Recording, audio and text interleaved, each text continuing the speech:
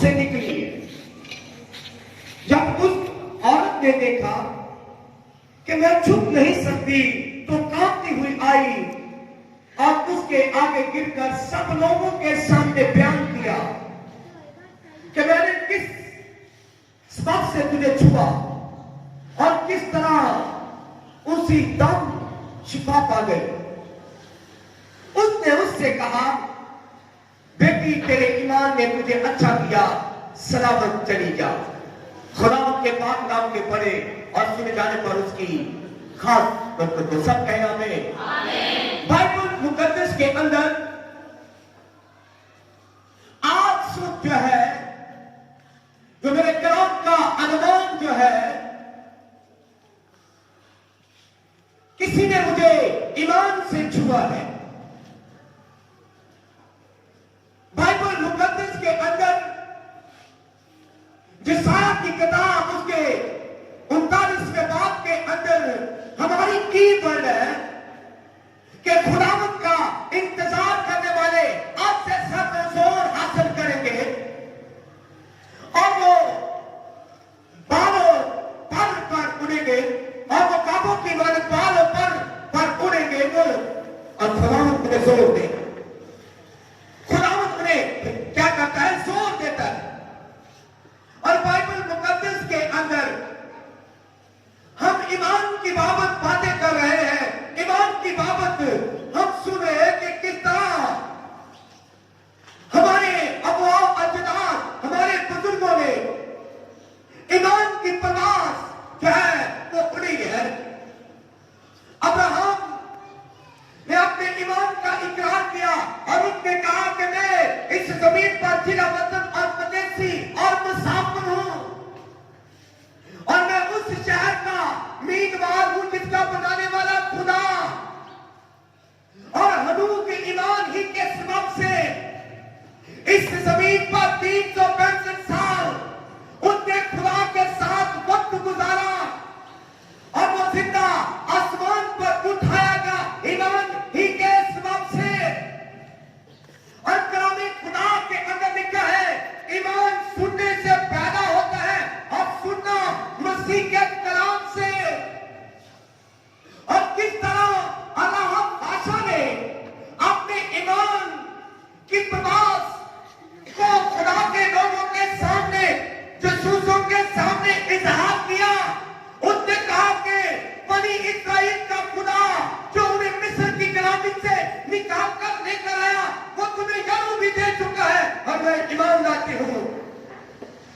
और आज एक और औरत की बात हम करेंगे कि किस तरह उसने ईमान के साथ यीशु को छुआ।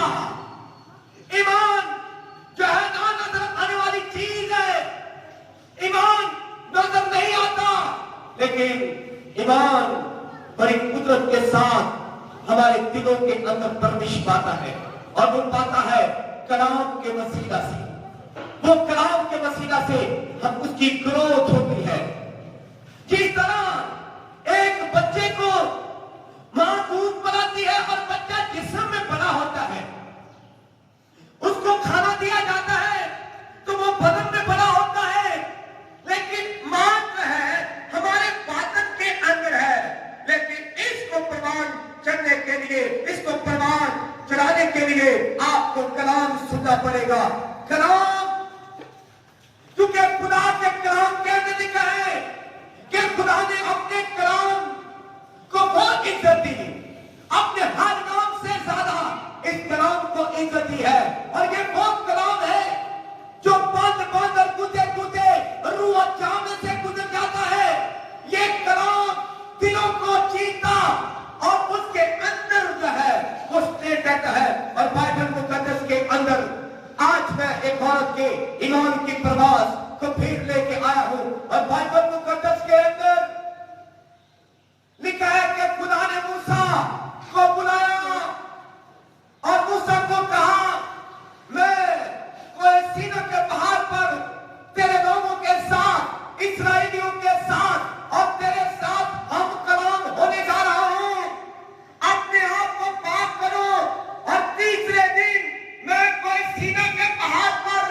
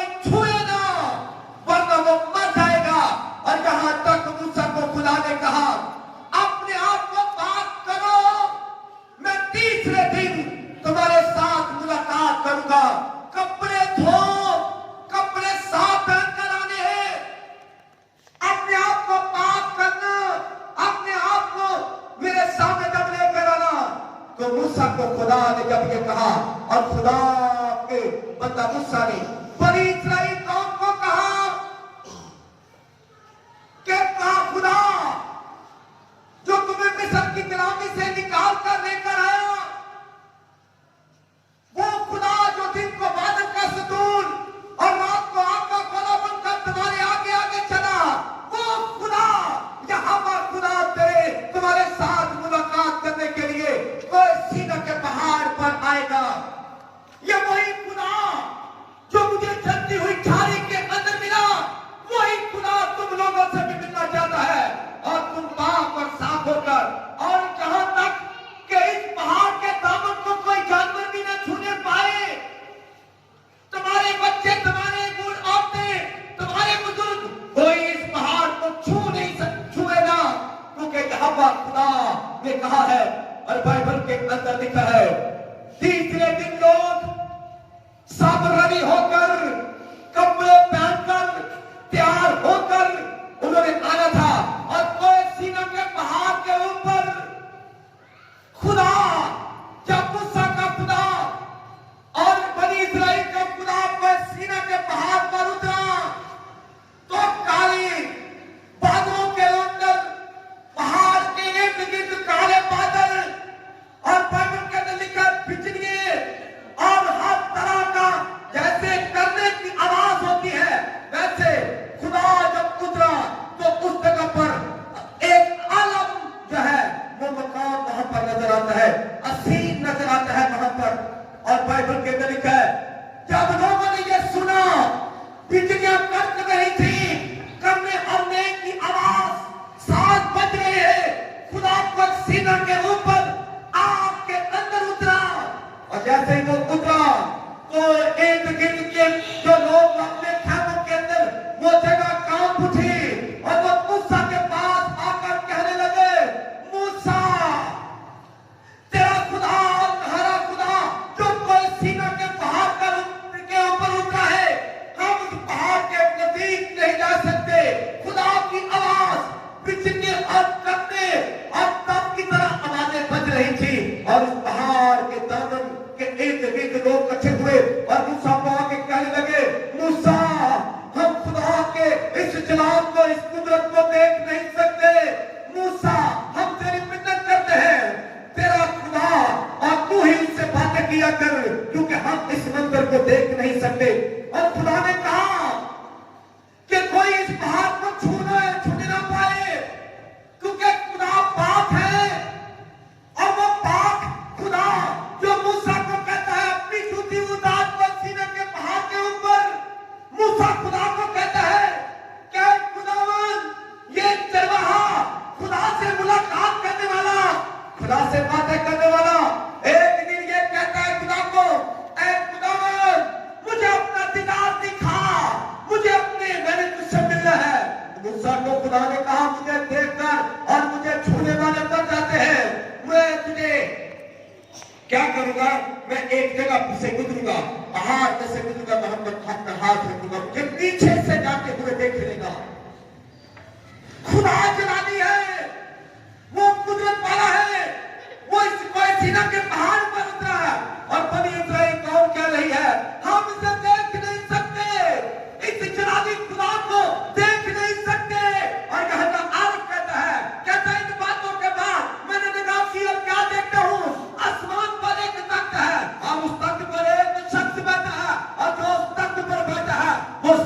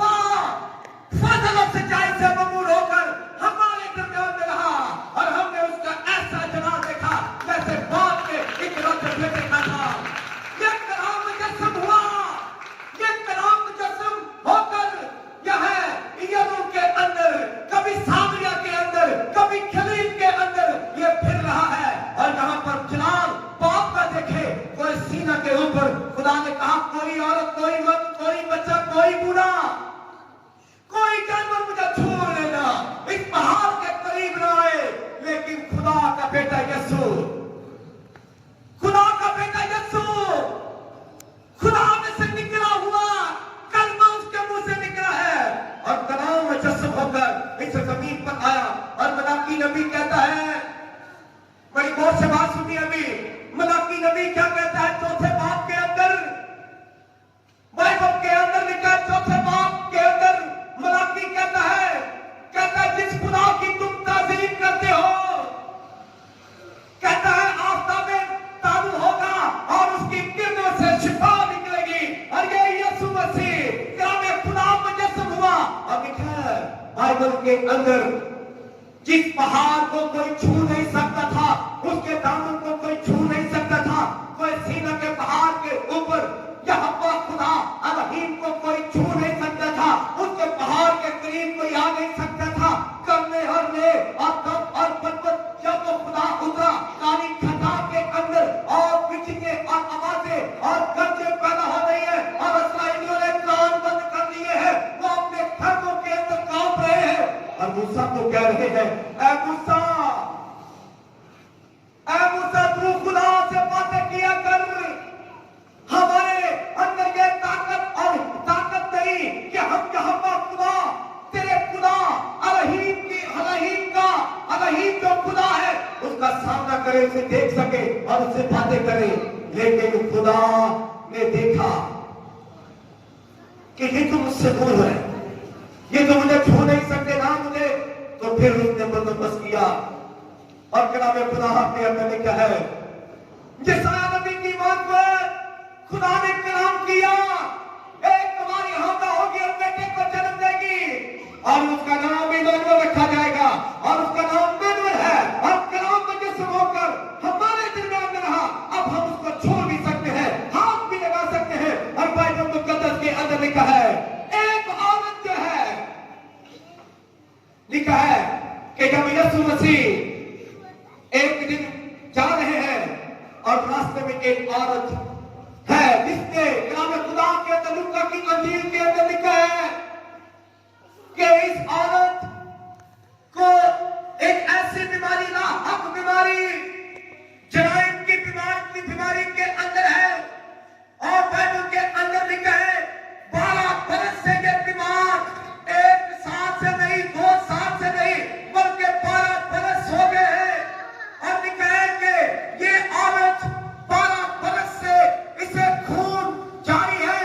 और कलामे खुदा के अंदर लिखा है, और इतने बहुत से तबीबों के पास गई, बहुत से तबीबों के पास इतने अपना इलाज करवाया, लेकिन अपनी माल और दौलत, अपना सब कुछ इतना लुटा दिया, लेकिन जो है शिफा नहीं पाई, बल्कि और ज्यादा बीमार हो गई। और कलामे खुदा के अंदर हिबार की किताब के अंदर लिखा है, ऐसी औरत जो है वो नापाक है, वो खुदा की हैकल में नहीं जा सकती, ऐसी औरत किसी पाक चीज को छू नहीं सकती। इसलिए ये औरत जो है अपनी बीमारी के अंदर और अपना पैसा उजाड़ चुकी है, लेकिन बीमारी का इलाज हो चुकी है।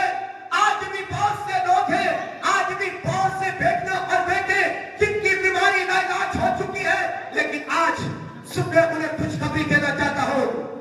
मलाकी नबी कहता है आका में ताकत तारू होगा और उसकी किरणों से शिफा नाज़िल होगी, किरणों से शिफा नाज़िल होगी। और वो यीशु मसीह है, यीशु मसीह जिसको छूने से शिफा मिलती है। उस पहाड़ को छूने से लोग जो है डरते हैं और कांपते हैं, लेकिन उस पहाड़ के करीब कोई जा नहीं सकता था। लेकिन इस औरत को देखे, ये 12 बरस से बीमार, इसको अपनी बीमारी की हालत में, वो कमजोरी की हालत में यीशु मसीह गुजर रहा है। भीड़ बहुत ज्यादा है, लेकिन इस भीड़ के अंदर उसने इरादा कर लिया यीशु पाक है, क्योंकि वो उस्ताद है। उसके जो जुब्बा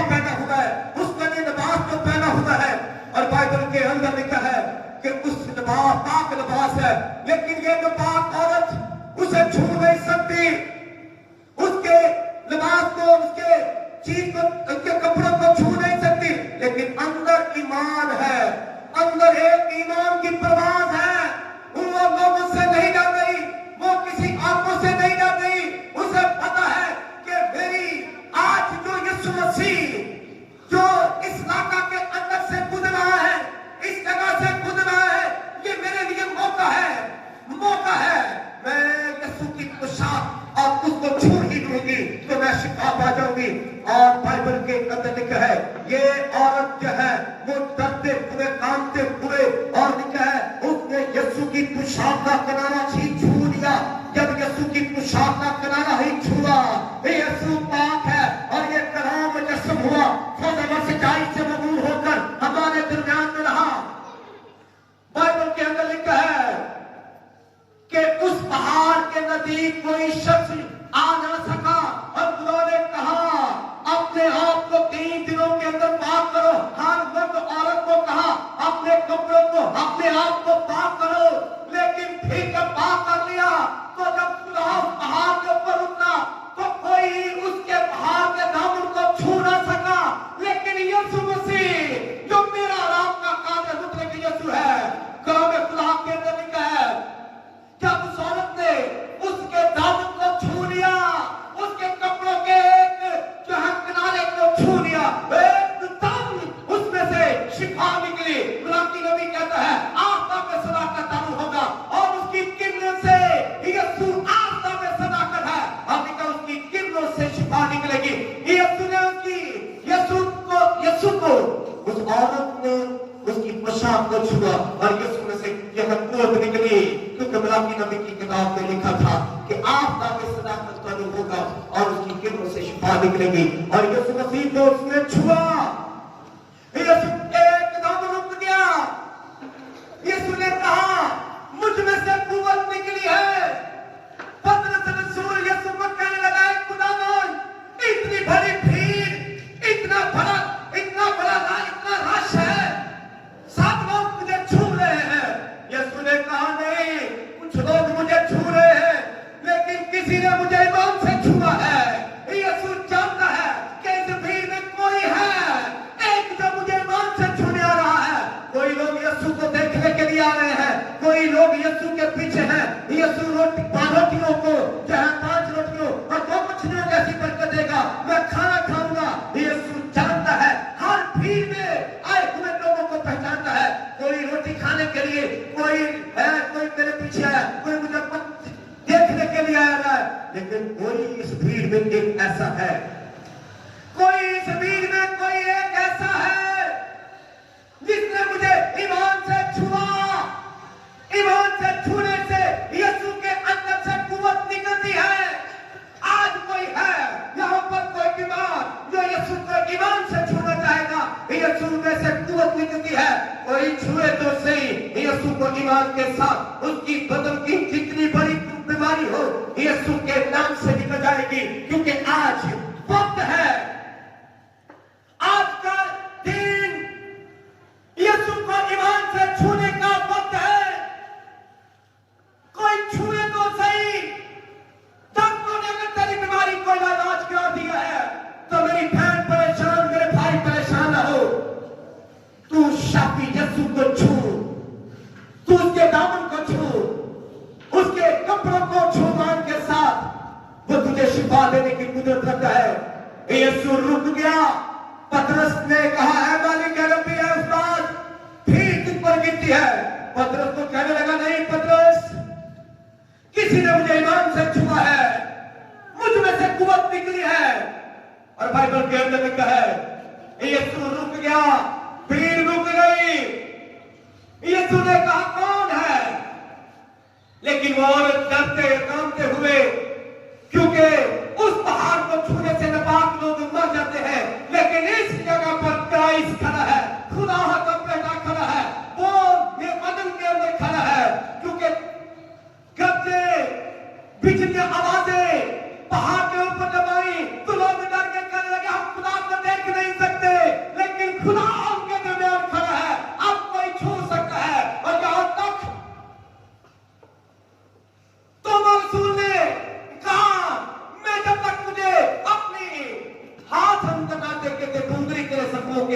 के देखो, मैं जब ये नहीं करूंगा, कोई उस पहाड़ को छू नहीं सकता उसके दामन को। तो यीशु ने सीधा होकर कहा, ऐ तोमा, मेरे नजदीक आ और मेरे जख्मों में हाथ डाल। यीशु के हाथों में जख्म डाले, लेकिन तब भी नहीं मरा, तब भी नहीं मरा। याद दिला दी यीशु दमिश्क की राह पर पतरस को जब मिला, पौलुस को जब मिला, तो उसने कहा, मैं नासरत का यीशु हूं। जब यीशु को देखकर वो भी नहीं मरा। और यहाँ पर एक औरत ने जब डरते कांपते हुए यीशु के पास आई और आकर कहने लगी, ऐ खुदावंद, मैंने तुझे छुआ। उसने कहा, बता तुझे क्या प्रॉब्लम थी? उसने कहा, मुझे 12 बरस से खून जारी था, मैंने अपना पैसा तबीबों को खिला दिया, मैंने अपना पैसा डॉक्टरों को खिला दिया, लेकिन मेरी बीमारी कम होने की बजाय मेरी बीमारी बढ़ी। और जब मेरी बीमारी का इलाज होगी, लेकिन आई खुदावंद, मैंने तेरी पेशाब का किनारा छुआ ईमान के साथ। ना मैंने लोगों की परवाह की, ना मैंने दुनिया की परवाह की, लेकिन तेरे पेशाब का किनारा छुआ, तेरे दामन को मैंने छुआ। ये औरत आज डर नहीं रही अपनी बीमारी से, लोगों से नहीं डर रही, लेकिन यहाँ पर खुदा के बेटे यीशु को छू रही है और ईमान के साथ। और यीशु भी ईमान के साथ छूने वालों के लिए उन्हें बरकत देता है, उन्हें शिफा देता है। और यीशु ने अपने अंदर से कुव्वत निकलते हुए देखी और कहने लगा, किसी ने मुझे ईमान से छुआ है। उस औरत ने कहा, मैंने छुआ है, मैंने। तो यीशु ने उसके ईमान की तारीफ की। उसने कहा, जा बेटी, तेरे ईमान ने तुझे अच्छा किया है। और कलाम के अंदर लिखा है, ईमान सुनने से पैदा होता है और सुनना मसीह के कलाम से। और बाइबल मुकद्दस के अंदर लिखा है, मेरा बंदा ईमान के साथ जीता रहेगा। किससे जीता रहेगा? मेरा बंदा ईमान के साथ जीता रहेगा। ईमान ये है, बीमारी कैसी ही क्यों ना हो, बीमारी कितनी ही बड़ी क्यों ना हो, लेकिन बीमारी को कहे तू कुछ भी नहीं है, मेरा ईमान है, कहे अपने ईमान के साथ, बेदिल ना हो, परेशान ना हो। बीमारी चाहे जितनी भी बड़ी है, उसे डांटे और कहे, ऐ बीमारी, मैं तुझे आज सुनाती हूँ, सुनो, बीमारी को सुनो। और कहो उस बीमारी को, कहो ईमान के साथ, उसे कहो, यीशु मसीह मेरे लिए हकीम और नूर बंदे का मीनार और बंदे का आशना बन गया। वो मेरे लिए खान किया गया, मेरी बदकारी की खातिर कुतरा गया, मेरी सलामती की खातिर वो खान हुआ। और उसके मार खाने से मैंने शिफा पाई है। ईमान के साथ अपनी बीमारी के ऊपर हाथ रखकर कहे, मैं ईमान के साथ अपने ऊपर हाथ रखकर कहे, ऐ मेरी बीमारी, मैं तुझे यीशु के नाम से सुनाती हूँ, मेरे लिए यीशु खान किया गया, मेरे लिए तोड़ा गया। और मेरी बीमारी की खातिर 140 कोड़े खाए हैं। और यीशु को चला दे और बीमारी को अपने पांव के नीचे रखे। और मेरा वक्त खत्म हो गया है, चल मेरे बदन से निकल जा। जिस तरह उस औरत ने ईमान से यीशु को छुआ, आज आके यीशु की शरीर के हर शरीर का हवाला दे, यीशु की शरीर की कुदरत को बीमारी के ऊपर कहे, तू हार चुकी है। और शरीर की कुदरत वाला यीशु मुर्दों में से जिंदा हुआ। और आज मेरी बीमारी का आखिरी दिन है, मेरे हालात में तब्दील होने का आखिरी दिन है। मैं यीशु के नाम से, ऐ बीमारी, मैं तुझे जानती हूँ, ऐ बीमारी, मेरे बदन के अंदर तेरा कोई इख्तियार नहीं है। मैं ईमान के साथ यीशु का खून अपने बीमारी के ऊपर देती हूँ, क्योंकि यीशु मसीह के मार खाने से मैंने शिफा पाई है, यीशु के मार खाने से मैंने रहाई पाई है। और यीशु का खून मुझे शिफा देता है, यीशु का खून मेरी बीमारियों को दूर करता है, यीशु का खून मेरी बीमारियों को डिलीवर करता है। और कहे, मैं बीमारी तूने मेरे बदन को पकड़ा हुआ था, लेकिन आज मैंने ईमान की प्रवास पकड़ी है। उस औरत ने देखे 12 बरस से बीमार है, लेकिन ईमान उसके अंदर पैदा हुआ। और उसने कहा, मैं खुदा के बेटे यीशु उनको छू ही लूंगी, उनकी पोशाक का किनारा ही छू लूंगी। उसने दुनिया की फिक्र नहीं की कि दुनिया मुझे संसार काटेगी,